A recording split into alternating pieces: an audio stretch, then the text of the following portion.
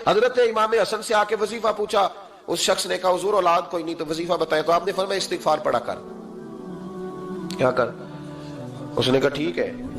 تو حضور پھر میں دوبارہ کب آؤں؟ تو امام حسن کہنے لگے بے اولاد ہے نا تو، استغفار کا وظیفہ بتایا نا؟ کہا ہاں۔ فرمانے لگے اب اس وقت آنا جب اللہ تجھے 10 بیٹے عطا کرے گا۔ کتنے؟ 2 4 نہیں، 10 ہی کہہ دیے۔ تو حضرت امیر معاویہ رضی اللہ تعالیٰ دیکھا، کہنے لگے حسن اتنا بڑا دعویٰ؟ آپ فرمانے لگے میں نے کہہ دیا نا تو اللہ فضل کرے گا، ہاں ہاں اللہ خیر کرے گا، خیر ہو جائے گی۔ وہ شخص کئی سالوں کے بعد آیا، کئی سالوں کے بعد، تو حضرت امیر معاویہ کو بھی ساتھ لایا، کہنے لگا حضور اللہ کے فضل سے اللہ نے 10 بیٹے عطا فرمائے، پورے 10 ہی اللہ نے دیے۔ تو حضرت امیر معاویہ کہنے لگے جناب بات تو آپ کی سچی ہو گئی، پر مجھے بھی بتائیے وظیفہ کہاں سے لیا؟ فرمانے لگے قرآن پاک سے، سورہ نوح کی 10 11 12 آیت پڑھو۔ اللہ فرماتے ہیں تم استغفار پڑھو، میں تمہاری بیٹوں سے بھی مدد کروں گا، مالوں سے بھی مدد کروں گا۔ تو میں نے استغفار بتائی تھی اور قرآن میرے اللہ کا ہے، رب کا وعدہ جھوٹا ہو سکتا؟ فرمایا 10 بیٹے ملنے تھے، میں نے کہہ جو دیا تھا۔ اور میرے بھائیوں یاد رکھیں، استغفار اللہ کی رحمت نازل کر، ایک ہوتا ہے خوف، ایک ہوتی ہے خشیت۔ خوف والے لوگ توبہ کرتے ہیں، خشیت والے استغفار کرتے ہیں۔ ایک ہوتا ہے خوف، ایک ہوتی ہے خشیت والے استغفار کرتے ہیں۔ نبی کریم علیہ السلام نے فرمایا میں دن میں 100 مرتبہ استغفار کرتا ہوں، دن میں۔ توبہ والا کہتا ہے کہ میں بھول گیا تھا، مجھے معافی مل جائے، اور خشیت والا کہتا ہے میرا یار ناراض نہ ہو جائے، وہ استغفار ہی کرتا رہتا ہے، وہ معافی مانگ۔ حضرت رومی نے مثال دی ہے، فرماتے ایک عورت تھی تو بھیک مانگا کرتی تھی، ایک دن بادشاہ کے دروازے پہ بھیک مانگنے گئی تو بادشاہ کو پسند آ گئی، اس نے نکاح کر لیا۔ 20 کنیزائیں اس بی بی کے پاس تھی خدمت کرنے کے لیے، روٹی دینے کے لیے، کپڑا دینے کے لیے، لیکن وہ ہر وقت روتی رہتی تھی، ہر وقت روتی۔ ایک سمجھدار کنیز کہنے لگی کہ ملکہ اب تیرا درجہ بہت بڑا ہے، تو ہر وقت روتی رہتی ہے، معافی مانگتی رہتی ہے ہر وقت، کون سی ایسی نعمت ہے جو تیرے پاس نہیں؟ تو وہ کہنے لگی اس لیے تو روتی ہوں۔ کیا مانا؟ کہنے لگی اس لیے روتی ہوں کہ میں اس قابل نہیں تھی جو مجھے مل گیا، کہیں میرے سر کا سائیں ناراض نہ ہو جائے، وہ کہیں بگڑ نہ جائے، مجھے پتا ہے کہ میں کیا تھی اور مجھے کہاں تک پہنچا دیا، میں روتی اس لیے ہوں کہ کبھی کہیں وہ ناراض۔ حضرت عمر اس لیے روتے تھے کہ کہیں مصطفیٰ ناراض نہ ہو جائے، حضرت ابو بکر اس لیے تڑپتے تھے کہ کہیں اللہ کا فضل روٹھ نہ جائے۔ یہ جو مولا علی اپنے کمرے میں بیٹھ کے زور زور سے استغفار پڑھتے تو اس لیے نہیں کہ بڑے پاپ تھے جن کی معاذ اللہ معافی مانگتے تھے، اس لیے کہ رب رسول کہیں ناراض نہ ہو۔ خشیت تھی کہ جہاں ہم پہنچے ہوئے کہیں وہاں سے واپس۔ استغفار بندے کی اللہ سے صلح کرا دیتا ہے، بندے کی رب سے صلح ہو جاتی ہے جب استغفار۔ دیکھیں نا بڑی سادی سی بات ہے کہ 2 بھائی ناراض ہوں تو بڑا کہتا ہے اس نے میری بے ادبی بڑی کی، تو چھوٹا اگر پاس آ جائے اور پیر پکڑ لے کہ چل یار معاف کر دے، تیرا بھائی نہیں۔ پتہ کیا ہوتا ہے؟ صرف معافی نہیں ملتی، ہاں ہاں صرف معافی نہیں، چھوٹے نے بے ادبی کر دی، بڑے کو تکلیف ہوئی، بات جب آگے بڑھی نا تو بڑے نے شکوہ کیا، جب لوگوں نے چھوٹے کو سمجھایا تو چھوٹا جب معافی مانگتا، ادھر دیکھو میری طرف، جب چھوٹا معافی مانگتا ہے نا اٹھ کے جاتا ہے اور بڑے کے پیر پکڑتا ہے تو میرا معاف نہیں کرتا، بڑا رو بھی پڑتا ہے، بڑا رو بھی پڑتا ہے، اور وہ کہتا ہے کہ وہ میں اور تم اماں کے پاس اکٹھے بیٹھتے، ایک باپ کی موٹر سائیکل پہ اکٹھے بیٹھتے، تو تیرا اور میرا رشتہ اتیار تو نے یہ کیوں؟ وہ جو آنسو نکلتے ہیں نا وہ درد ہوتا ہے، وہ کیف ہوتا ہے، وہ سوز ہوتا ہے، وہ لذت ہوتی ہے، وہ پیار ہوتا ہے۔ رب کہتا ہے تو معافی مانگ، انہو کان غفارا، تو معافی مانگ، میں تجھے معاف بھی کروں گا، تیرے اوپر رحمت بھی فرماؤں گا، تیرے اوپر کرم نوازی بھی کروں گا، تجھے نواز دوں گا، تجھے عطا کروں گا۔ حضرت موسیٰ کلیم اللہ علیہ السلام کا زمانہ مبارکہ تھا، قحط پڑ گیا، بارش نہیں ہوتی۔ ہم لوگ نا اب تو خیر ہمارے پاکستان میں تو ٹیبل ٹاک ہوتی ہے، ٹاک شو ہوتے ہیں، ہمارے ہاں تو پتہ کیا جاتا ہے کہ بارش ہو کیوں نہیں رہی، پھر اس پہ یہ ہوتا ہے کہ دھواں بڑا چڑھ گیا ہے، حالات بڑے خراب ہیں، فلاں ایسے ہو گیا قحط کا۔ ہم تو اسباب تلاش کرتے رہتے ہیں نا جی، فوق بہت زیادہ ہے، فلاں چیز ایسے ہے، فلاں چیز ایسے، ہم تو یہ تلاش کرتے رہتے ہیں۔ وہ لوگ یوں نہیں کرتے تھے، وہ سیدھے جا کے مصلوں پہ بیٹھتے تھے، اس لیے کہ وہ کہتے تھے جب رب چاہتا ہے تو پھر کوئی چیز کسی چیز کو روک سکتی، وہ سیدھے مصلے پہ بیٹھتے۔ اعلیٰ حضرت فاضل بریلوی رحمۃ اللہ علیہ کے پاس ایک مولانا محمد حسین آئے، وہ فلکیات کے بڑے ماہر تھے، تو اعلیٰ حضرت نے فرمایا ذرا ستاروں کا حساب لگا کے دکھاؤ بارش کب ہوگی؟ کہنے لگا پورا مہینہ تو نہیں ہوگی، تو اعلیٰ حضرت رحمۃ اللہ علیہ فرمانے لگے کہو کہ میرا علم کہتا ہے مہینہ نہیں ہوگی، اللہ چاہے تو ابھی ہو سکتی ہے۔ کہنے لگا جی وہ تو ٹھیک ہے پر میرا علم، وہ جیسے روز لوگوں نے پیر نیٹ ٹو شہنشاہ صاحب نہیں کھولے ہوتے کہ بارش کب آئے گی، اور اس کی طرف نہ دیکھ، مصلے پہ بیٹھ، مہربانی کر مصلے پہ بیٹھ، اللہ کی بارگاہ میں حاضر ہو، اس سے معافی مانگ، اسے منا تاکہ وہ رحمت کی بارش۔ کہنے لگا جی میرا علم کہتا ہے۔ تو اعلیٰ حضرت فرمانے لگے پھر وہی بات، تو کہ اللہ چاہے تو بارش ابھی، لیکن یہ جو اڑ گئے ہیں نا بیچارے، یہ اڑ ہی گئے ہیں، یہ جہاں الجھ گئے ہیں وہاں یہ لوگ الجھ گئے، اللہ ہمیں الجھنے سے محفوظ فرمائے۔ تو اعلیٰ حضرت اٹھے تو فرمایا ٹائم کیا ہوا ہے گھڑی پہ؟ کہنے لگا جی 12۔ تو اعلیٰ حضرت نے گھڑی گھمائی، اب کیا بج گیا؟ کہنے لگا 4 بج گئے۔ فرمانے لگے بج گئے نا 4؟ کہنے لگا جی آپ نے گھڑی گھما جو دی ہے۔ فرمانے لگے اللہ بھی جب چاہے تو ستارے گھما دیتا ہے، اللہ بھی ستارے گھما دیتا ہے بارش۔ کہنے لگا جی وہ تو ٹھیک ہے پر مہینہ نہیں ہو سکتی۔ اڑا ہوا بندہ، اس کا کوئی علاج ہے جو اڑ جو جائے، اس کے لیے قرآن کہتا ہے وَإِذَا خَاطَبَهُمُ الْجَاهِلُونَ قَالُوا سَلَامًا، اسے سلوٹ کرو دور سے، اسے کو تو جان اور تیرا۔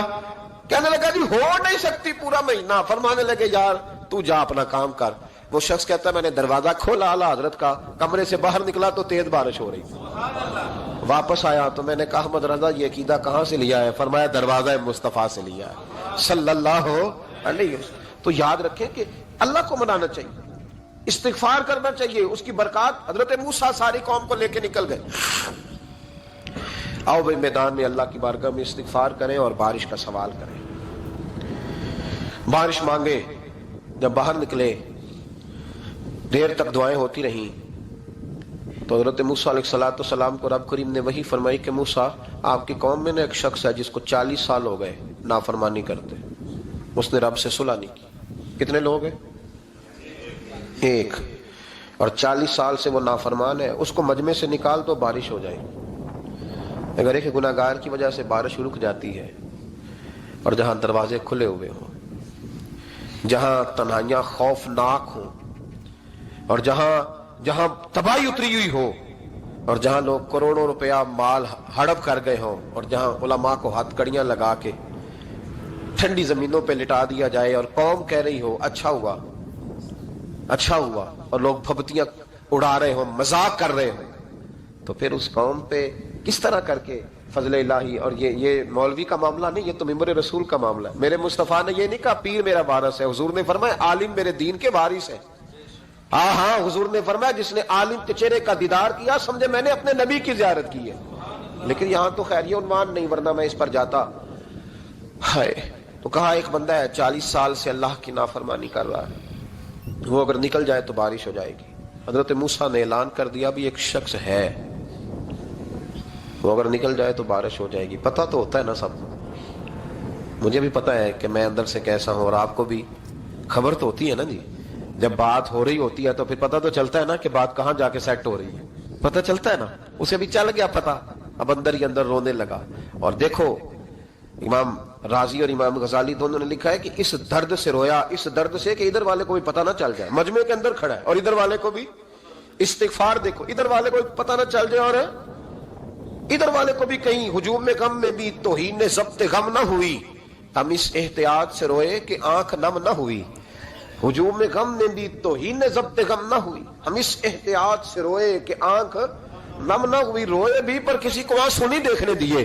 اب اس درد سے کہتا ہے اللہ تو تو معاف کرنے والا ہے نا، تو تو معاف کرتا ہے، پردہ پوشی کرتا ہے، اور مالک اگر لوگوں کو پتہ چل گیا تو میرے تو بچوں کا بھی جینا حرام کر دے گا، یا اللہ میری تو آنے والی نسل بھی تڑپ کے وقت گزارے گی۔ مالک تو معاف کر دیا کرتا ہے، لوگ نہیں معاف کرتے، اے اللہ یہ میری خوبیاں بھول جائیں گے، میری خامیوں پر بات، مالک میں یہ ذلت نہیں برداشت کر سکتا، فضل فرما۔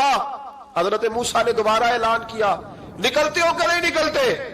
پھر تڑپا، خدا بندہ مجھے بے آبرو نہ کر، یہ ذلت اور رسوائیاں یہ نہیں برداشت ہوتی، اللہ درگزر۔ حضرت موسیٰ نے تیسرا اعلان کیا نکلتا ہے یا میں پھر اس کا نام لوں، اللہ سے پوچھ کے نام لوں اس کا، بتاؤ کون ہے؟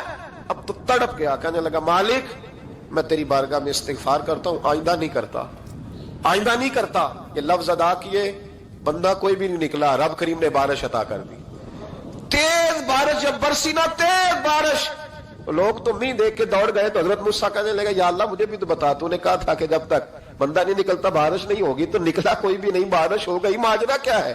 تو رب کریم نے فرمایا موسیٰ بس اس نے مجھ سے صلح کر لی، اس نے مجھ سے صلح کر لی۔ اور امام غزالی نے لفظ لکھے ہیں، حضرت موسیٰ نے پوچھا، حالانکہ اللہ اپنے نبیوں کو غیب کے خزانے دیتا ہے، پوچھا کہ اے اللہ مجھے اس کا نام بتا دے، تو رب کریم نے فرمایا موسیٰ جب گناہگار تھا تب نہیں کسی کو بتایا، جب پاپی تھا تب نہیں بتایا، جب مجرم تھا تب نہیں بتایا، اب کیسے بتا دوں؟ فرمایا اس کی میری صلح ہو گئی ہے، اور فرمایا جو بارش نہیں نہ ہو رہی تھی وہ بھی اس کی وجہ سے نہیں ہو رہی تھی، اب جو ہوئی ہے نا تو یہ بھی اسی کی وجہ سے ہوئی ہے، یہ بارش اب جو ہوئی ہے تو یہ بھی یہ اس گناہگار کے سبب سے۔ اپنی راتیں اللہ کے ساتھ گزارے، مصلی پہ بیٹھے۔ میرے صاحب رحمۃ اللہ علیہ سے جب کو کہتا نا کہ بڑا پریشان ہوں تو کچھ بتائیں، تو فرماتے آج رات مصلی پہ بیٹھ کے اپنے رب سے بات کرنا، میں بھی بات کروں۔